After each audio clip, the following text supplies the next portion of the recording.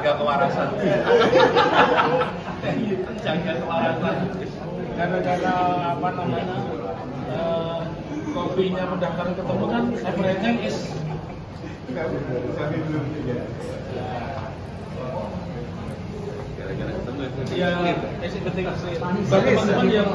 bagi teman-teman yang baru tahu Pak Anies sama saya itu dulu mengerjakan Kampung Susun Bayam. Saya advokat, Pak Anies yang memberi fasilitas yang sangat terkenal adalah living example. Jadi rumah susun tapi masih bisa bertahan. Iya. Sampai ini aja. Oh, sampai aja. Itu karya Pak Anies tapi di Bennett sama Heru Budi. Terus sekarang diteruskan oleh Pak Pramona. Itu karya beliau. Dia Pengacaranya. teman-teman. Dan karena saya support beliau, saya tidak pernah ekspos ke media massa. Yang penting selesai. Betul ya Pak Anies ya? Pak Anies kerja bakti. Ya, kerja bakti. Ke Jakarta. Jadi Pak Anies itu tahunnya saya tinggal di Jakarta. Loh, Pak Taufik di mana? Saya di Solo. Terus biaya sendiri toh Pak Anies. Top ini partner. Saya dukung beliau dari gubernur, presiden sampai hari ini. Insya Allah. Ya, teman-teman dukung semua nanti. Ya. Jaga stamina. Oh, thank you. Ya, beliau kan nenek moyangnya juga wong Solo. Tapi kita bukan geng Solo. Pasti kami bukan geng Solo. Cuman Mas sekarang udah pada senang. Nanti kapan-kapan boleh kita ngobrol di sana Pak Anies. Iya. Oke. Saya tak ngerekam sebentar. Oke. Masih ingat tuduhan ijazah palsu itu, isunya kan di-backingi sama orang besar. Salah satunya adalah berbaju biru. Siapa itu? Kita kagak tahu ya. Kita kagak tahu siapa itu yang baju biru. Tapi tadi bukan ya, bukan Pak Anies lah ya. Tapi kalau kita lihat tadi ya, ini ada salah satu pihak yang penuduh ijazah Pak Jokowi palsu itu ya Pak Taufik ya. Ternyata beliau itu merupakan salah satu timnya Anies Baswedan juga pada saat Anies Baswedan menjadi gubernur ya. Yaitu tadi dibilang mengatasi Kampung Bayam ya, memberikan solusi untuk Kampung Bayam. Ternyata topik ini ya setia lah ya sama Anies Baswedan ini ya Pak Anies ya. Apakah yang dimaksud orang besar tadi itu? Kagak lah, kagak. Nggak mungkin lah Pak Anies ikut-ikutan. Pak Anies kan dulu juga tahu bahwasannya berjuang sama Pak Jokowi ya 2014 lalu. Dan tentu saja tahu lah sebenarnya ijazah Pak Jokowi asli lah ya. Tapi kan beliau ini juga suka nyinggung-nyinggung masalah ijazah. Ya walau alam siapa orang besarnya itu. Tapi kalau Pak Jokowi yang ngomong kan artinya udah ada sepil-sepil ya dari Intel itu bahwasannya isu ijazah palsu ini ya ada yang memainkan ya. Dan juga kenapa ya kalau polisi itu ya lama banget nih ya. Kita kan bertanya-tanya sebagai masyarakat karena yang nuduh ijazah Pak Jokowi palsu ini udah sangat keterlaluan ya. Larinya kemana-mana. Dari ijazah kuliah, terus ijazah SMA, ijazah SD, akte, lari lagi ke Gibran. Habis ke Gibran, lanjut ke kuburan. Luar biasa. Tapi kita nunggu-nunggu Pak polisi nih kapan nih ya? Ngamani mereka-mereka ya. Kalau kita kan masyarakat bawah tuh udah 4 bet ya sama mereka nih. Udah jelas menurut kita nih. Orang-orang ini tuh kalau ngomong nyakitin banget ya. Nuduhnya tuh ya kacau lah ya. Udah merendahkan banyak instansi dan juga keluarga Pak Jokowi dan lain-lainnya lah yang kalau kita anggap tuh wah udah sebel banget kita. Terakhir ya kemarin yang di kuburan itu ya. Tapi kenapa Pak polisi masih bengong ya? Nah, kemarin kan juga kita tahu tuh ya bahwasannya relawan itu ke Mabes Polri ya meminta jawaban lah kenapa kok ini kasus lama banget dikembangkannya dan lama banget menjadikan seseorang ini tersangka. Sebenarnya kan udah naik ya, udah tinggal menentukan aja siapa tersangkanya, tapi kok masih hati-hati banget nih ya. Padahal kalau masyarakat jelas nih, udah jelas banget nih salahnya. Tapi ini ada video ya yang menarik ya, keterangan yang kemarin salah satunya ada yang ikut ya ke Mabes Polri itu, yaitu Bung Ade Darmawan, dan beliau ini juga yang mengungkapkan orang besar itu berbaju biru. Mari kita simak aja perbincangannya di Jovan Min dan Unpacking bersama Bung Budius. Let's go, kita play.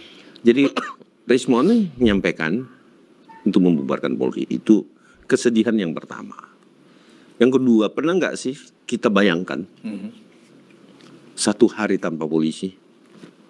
Bagaimana carut marutnya kehidupan? Apalagi lantas. Satu hari aja. Kita bisa bayangkan nggak kekacauan yang terjadi itu. Nah itu yang pertama. Terus mau membubarkan dengan saya, emang siapa lu? Emang siapa sih lu?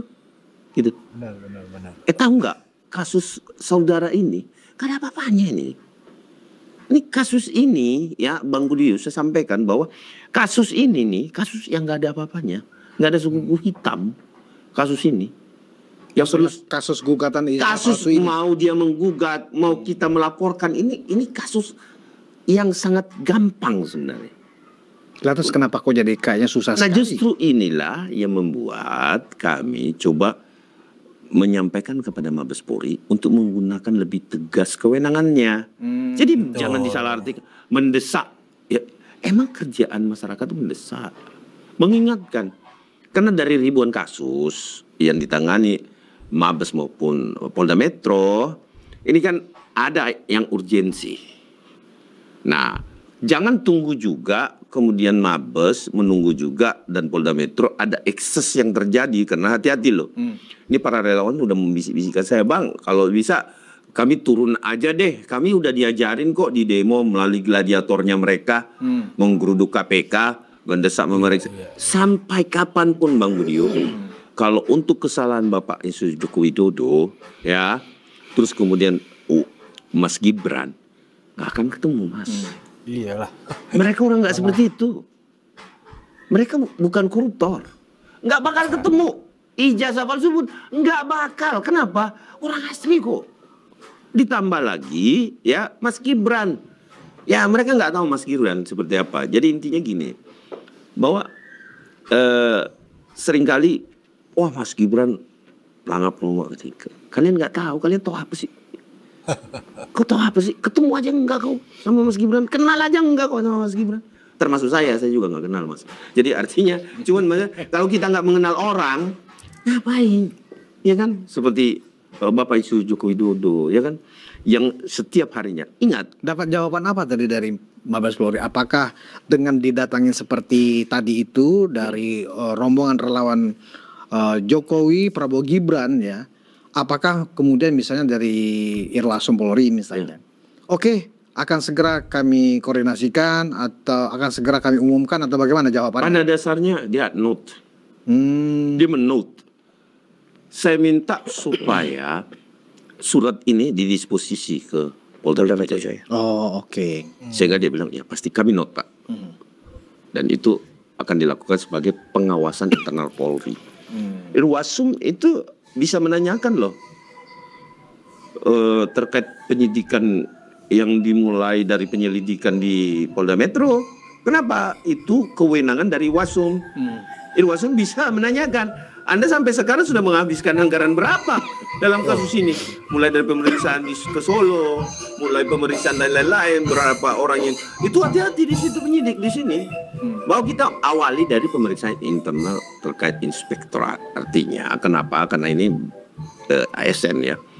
Nah, menggunakan kewenangannya secara tegas itu inti daripada agar didisposisi surat kami kepada Polda Metro. Dan kami ingatkan, jangan salahkan kami. Kalau ini tidak ditindaklanjuti secepatnya. Wah, Bahwa kemudian ada akses itu kita nggak bisa campuri lagi. Kenapa? Karena ini pasti akan jadi ekses. Dan ini nggak main-main loh. Mereka, mohon maaf ya, pendukung militan Bapak Insinyur Joko Widodo ini sudah mulai geram banget. Nah, saya takut ini sudah menjadi suasana kebatinan mereka udah mulai nggak tenang. Saya takut ada kenekatan-kenekatan yang terjadi dari pendukung Bapak Insinyur Joko Widodo kepada mereka, Kepada- si teroris. oh teroris. Iya, Oh, jadi udah geram ya? geram banget. Jadi apalagi ditambah ada yang ke makam ibunya Bapak. Ini kan apa ya? Ini kan menimbulkan aku sampai merinding gitu. Kok berani sekali ya. Orang ini kayak etikanya tidak ada. Nah, ada yang menarik Bang Budius. Saya takut begitu ditetapkan jadi tersangka, ada yang pura-pura gila.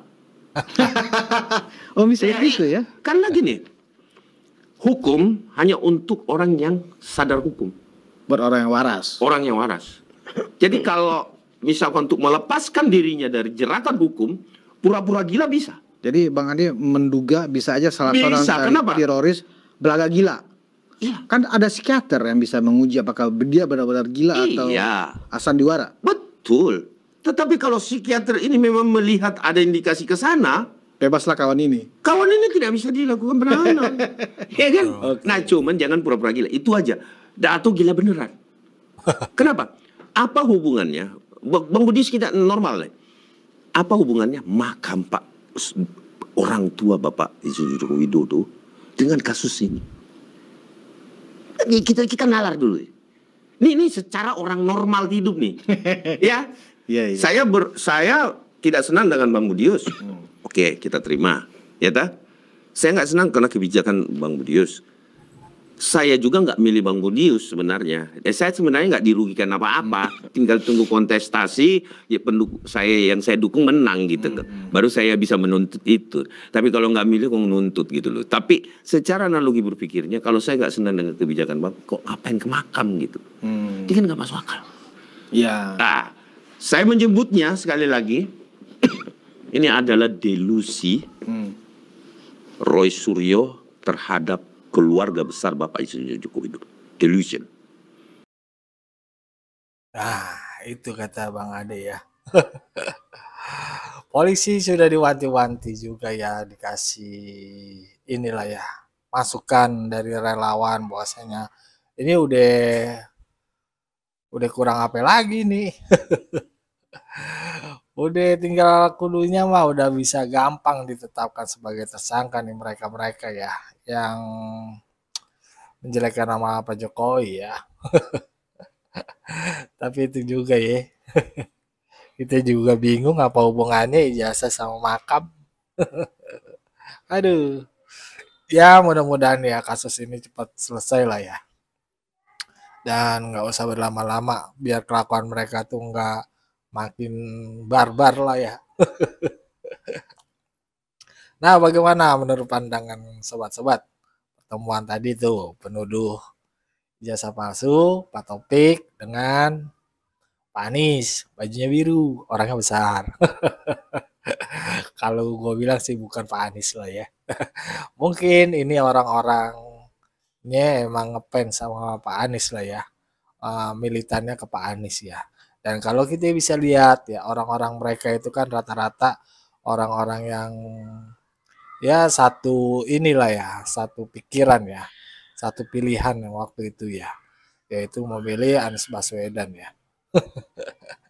Kita kagak tahu juga deh bener apa kagak. Yang nomor 3 juga ada yang ikut-ikutan, ada. Cuma kita bismillah aja lah ya. Ya namanya orang yang jahat pasti bakal ketahuan juga ya niat busuknya ya. Tadi dibilang Bang Ade juga ya gimana sih logikanya ya, orang dia yang sekolah Gunadarma UGM itu udah bilang itu asli, teman-temannya juga udah ada. Susah untuk membuktikan kepalsuannya karena apa ya, karena emang asli.